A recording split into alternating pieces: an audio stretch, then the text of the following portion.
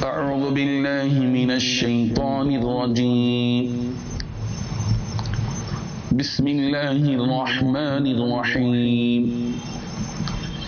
إن الذين آمنوا والذين هادوا والنصارى والصابئين من آمن بالله واليوم الآخر وعمل صالحا فلهم أجرهم عند ربهم ولا خوف عليهم ولا هم يحزنون صدق الله العظيم. حاضرین و ناظرین، یہ سورہ بقرہ کی آیت نمبر 62 ہے، 62. اللہ تعالیٰ نے اس آیت میں ایمان والوں کا، یہودیوں کا، نصارہ کا اور صابیوں کا تذکرہ فرمایا ہے. اور ان یہودیوں، نصارہ اور صابئین میں سے جو لوگ ایمان قبول کرتے ہیں، قرآن مجید پر اور نبی آخر الزماں پر بھی ایمان رکھتے ہیں، نیک عمل کرتے ہیں، آخرت پر ایمان رکھتے ہیں، اللہ تعالیٰ نے ان کے لیے بشارت دی ہے اس بات کی کہ ان کو ان کے پروردگار کی طرف سے اجر بھی ملے گا، اور نہ ان کو دنیا میں نہ آخرت میں نہ خوف رہے گا، نہ حزن و ملال رہے گا. چنانچہ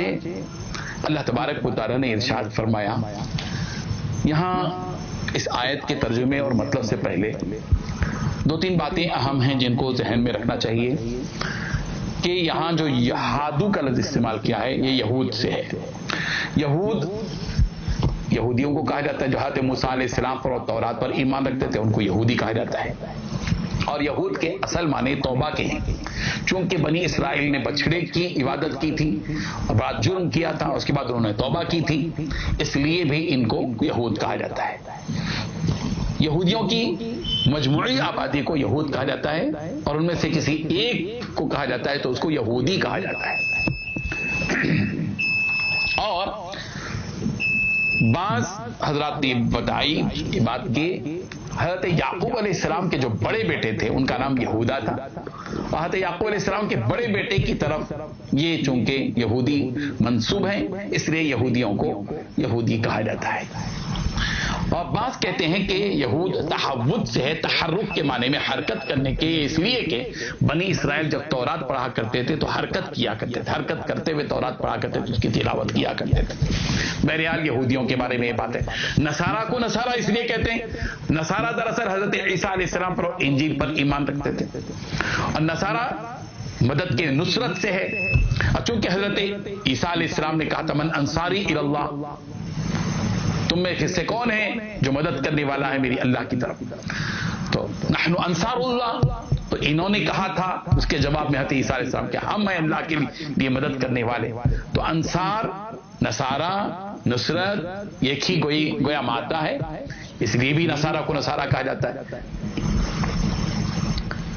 اور صابی کا لفظ یہاں جو استعمال کیا گیا، صابی کون تھے؟ صابئین جو کہا گیا ہے. صابی اصل میں صابی لوگوں کا مستقل کوئی مذہب نہیں تھا، وہ تمام نبیوں پر ایمان رکھتے تھے، اللہ کو مانتے تھے. بعض کہتے ہیں کہ یہ صرف توحید کو اختیار کرتے تھے، لا الہ الا اللہ کو مانتے تھے. تو اللہ تبارک و تعالیٰ نے اس آیت میں ایمان والے، یہودی، نصارہ، صابئین، ان چاروں کے بارے میں فرمایا کہ ان میں سے جو حقیقتاً اللہ پر ایمان رکھتے ہیں، آخرت پر ایمان رکھتے ہیں، نیک عمل کرتے ہیں، ان کے لیے بشارت دی. چنانچہ اللہ تعالیٰ فرماتے ہیں ان الذین آمنوا، بے شک وہ لوگ جو ایمان لائے، والذین ہادوا، اور وہ لوگ جو یہودی ہو گئے، والنصارى، اور جو نصارہ ہیں وہ، والصابئین، اور صابی لوگ،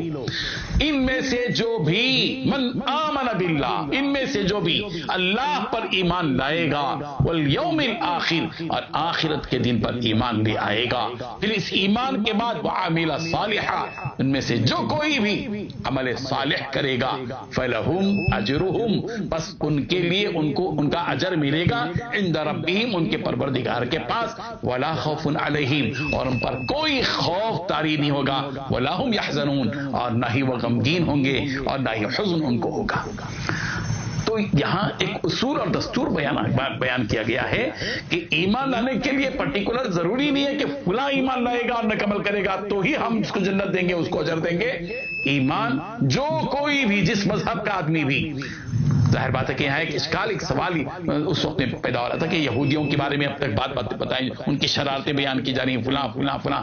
تو کہیں ذہن کے اندر یہ بات نہ ہے کہ یہ تو ہمیشہ کی گمراہ ہیں ان کی توبہ گویا قبول نہیں کی جائے گی. اس خیال کا ازالہ کیا جا رہا ہے اور حقیقت بیانی سے کام لیا جا رہا ہے اور حقیقت اللہ تعالیٰ بیان کرنے والے ہیں کہ ہمارے پاس ایمان اور عمل صالح یہ بنیاد ہے چاہے وہ کسی بھی قوم کا کیوں نہ ہو اگر وہ صحیح طور پر ایمان لے آئے گا اللہ پر آخرت کے دن پر اور نیک عمل اختیار کرے گا تو ان سب کے لیے دروازے کھلے ہیں توبہ کے کہ جو کوئی مومن ہو ایمان لائے یہودی ہو نصرانی ہو صابی ہو جو کوئی بھی ہو اگر ایمان لائے گا اللہ پر اور آخرت کا یقین دل میں رکھے گا اور پھر عمل صالح کو اختیار کرے گا تو بس اس کے لیے اجر اس کے پروردگار کی طرف سے ملے گا اور پھر اس کے لیے نہ خوف ہوگا نہ حزن ہوگا. اللہ تبارک و تعالی ہم سب کو اللہ پر